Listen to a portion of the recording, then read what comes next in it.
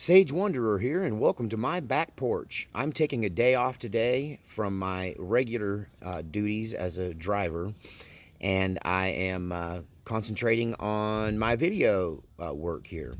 So, I want to talk to you today about personality tests, specifically the Carl Jung personality test, which consists of 4 letters. For instance, when I first tested with this test 20 years ago, I was an ENTP. And I'll explain here a little bit what those letters mean, but there's many different combinations of these letters that give you some insight into your personality. They come to this conclusion of what your personality type is by asking you questions, about 60 questions typically, and they're designed to reveal who you are, and maybe show your strengths and weaknesses. So I don't want to make this about that test so much as just kind of talk about personality testing in general, and does it reveal something? Well, if you are self-aware and you take the test honestly, it will reveal your personality type. If you're the kind of person that second guesses every question, you have to analyze every question. If you don't just answer the questions with the first thing that pops into your head, then you won't get an honest picture of who you are. But if you're honest about it and you answer the questions with your first response, then it's a really good tool in many cases. And they're all different, and they have different ways of analyzing you. But the personality test quiz, I think, is viable, and I subscribe to and have a lot of experience with the Carl Jung test.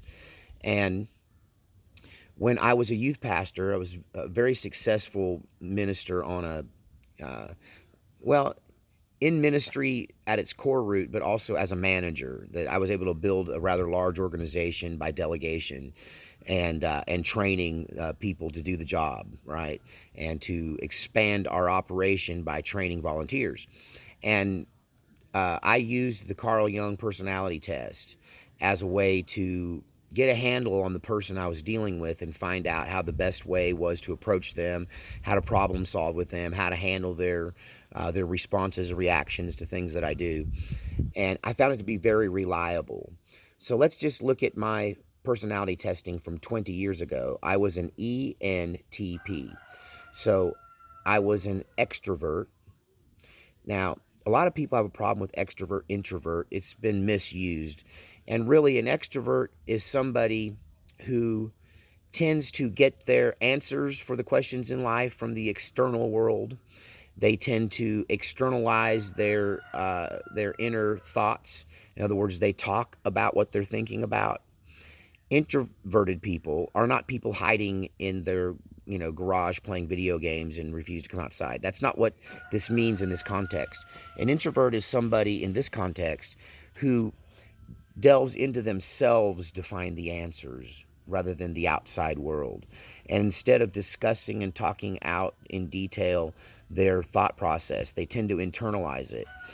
When an extroverted person, in this circumstance, for instance, if they are trying to come to a solution, they will just throw spitballs against the wall and see what sticks. They'll brainstorm out loud. You never can trust what a person who's an extrovert is saying now is going to be their final answer. They're just trying it on for size, right? Where an introverted person does that all internally. And when they do speak, it tends to be a finalized thing, that they come to conclusions through an internal dialogue instead of, say, bouncing it off other people. Not to say that, and here's another thing, it's not all one or the other, that you can be a certain percentage introverted and a certain percentage extroverted. It's definitely a gray scale, right? So back in the day, I was an ENTP. I was an extrovert, which makes sense. I was a stage performer. I was working in a very people-based business, and I was very much career-oriented and had a strong drive. And so being extroverted helped me do the job, and I saw myself as a lifelong extrovert, and I never thought that would ever change. We'll get to that more when I talk about personality testing over the years. So the next thing is I was intuitive. You can also be sensing. In other words, I base some of my perceptions on intuition, right? I just I know. right? I seem to know things. That remained unchanged over the years. That's my primary way. I just have a way of knowing things, right? That's what the N, it's intuitiveness. You can also be sensing. There's choices here. A sensing person is a person who kind of senses something's not right, but they don't know, right? So then my third letter was T, ENTP. T is for thinking versus feeling, right? Now, like I said, it's on a grayscale. So when I did this test, I was barely an introvert. I mean, barely an extrovert, rather, just barely over the line into an extrovert. And I was just barely over the line in thinking. But um, thinking versus feeling, some people go with their gut. Some people trust their feelings over the facts. Other people are fact oriented, that it doesn't matter what you feel, it doesn't matter what your gut says. If the facts don't line up, right, you go with the hard evidence. And that's how I was when I was a 32-year-old youth pastor 20 years ago, 20 plus years ago. And so, and then P is finally perception. And you can also be J for judgment. What's the difference?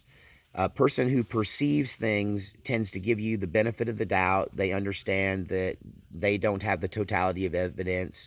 They don't know what it's like to be you, and they tend to be non-judgmental people.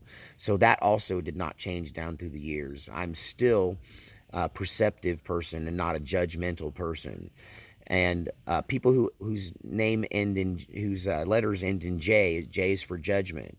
They use the first three letters to come to a quick conclusion, and then they decide that this is the way it is and nothing will ever change their mind. And that's very different than a perceptive person who believes that everything is kind of relative based on the totality of circumstances, and you can't really hold two people to the same rule every time. But a person with the J at the end, for instance, does, right? They just think, black is, they believe in that black and white, right and wrong is very easily definable, and they're the judge. And so that's not me. So I was an ENTP. And not to drag up my recent breakup, but it's funny that I asked my ex to take a personality test.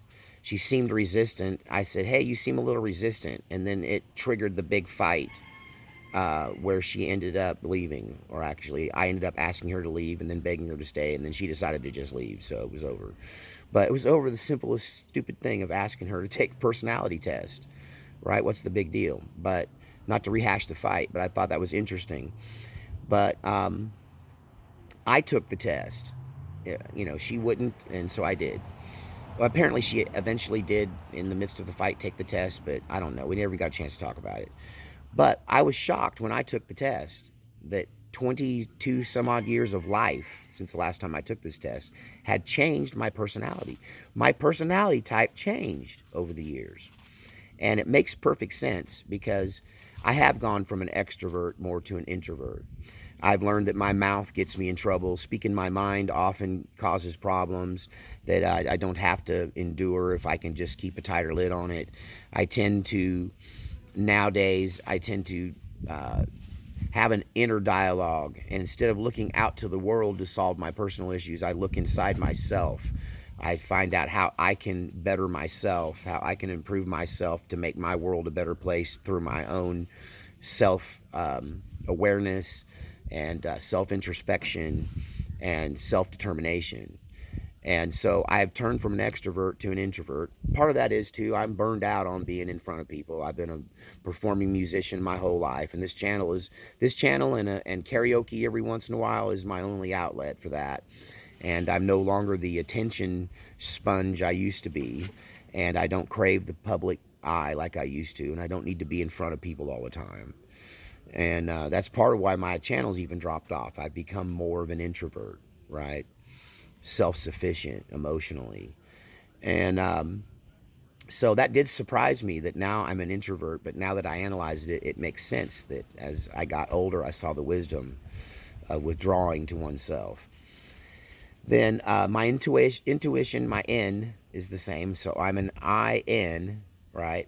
But back in the day, my thinking versus feeling was on the borderline. I was barely a thinker over a feeler on that third letter. I was barely a T over an F. But now I'm an F. I'm an INFP, and I used to be an ENTP. So why did the thinking side of me give way to the feeling side of me? I believe it's because so many times in my life, the evidence suggested one thing and my gut was screaming another. And I would ignore my gut and go, hey, feelings don't matter. I have to look at the facts. And over, my gut was right. And over, the missing pieces of information that I needed to sew up, let's say, a concern or an issue in my life. I didn't have all the information, so my thought process was skewed, and I was following the facts, just the facts, ma'am, but I didn't often have all of the facts. And those missing facts were absolutely important to know. And my gut knew on some level that the even though it looked like the facts added up, that 1 plus 1 is 2, in reality, there were other factors that I couldn't see and didn't have access to.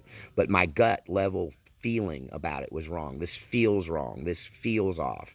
And every time in the past that I avoided following my gut, following my feeling, not my intuition, that gut feeling, that feeling in your gut that something ain't right.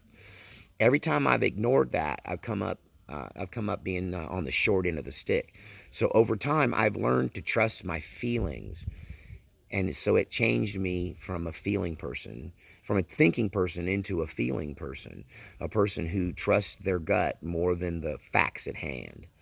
And so what I've seen in myself then, from my perspective, is growth.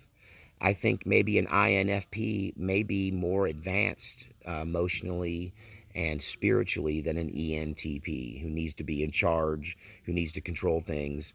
An ENTP is a natural leader. An INFP is what poets and philosophers are made out of, and old wise men, I suppose. So your personality can change over time, and it should change over time. You should develop. Um, Resisting change is a sign of narcissism, and it this once again proves I'm not the narcissist, right? I'm not chain. I'm not resistant to change. I embrace change, and even my personality type has changed as I've matured. Well, tell me what you think in the comments section. Can you change your personality over time? Is it natural to change your personality over time? And if you don't change over time, is that a sign that you are a non-developing human and a person stuck in some kind of psychological prison of your own creation? Tell me what you think about personality testing. Is there anything to it, or is it just like just like horoscopes, interesting to think about, but you wouldn't bank on? I've banked on personality testing. It works. It's why they use it in corporate America. Tell me what your 4 letters are if you know. If not, go take the Carl Jung test, find out who you are, what your 4 letters are, and put them in the bottom. And tell me what you know about INFPs, because I know a lot about ENTPs, because I considered myself that for so long, and now I have to go and rediscover myself. We'll see you next time, and I enjoyed having you here on this chat on my back porch in Oklahoma on this beautiful Sunday afternoon. We'll see you later, and God help us all.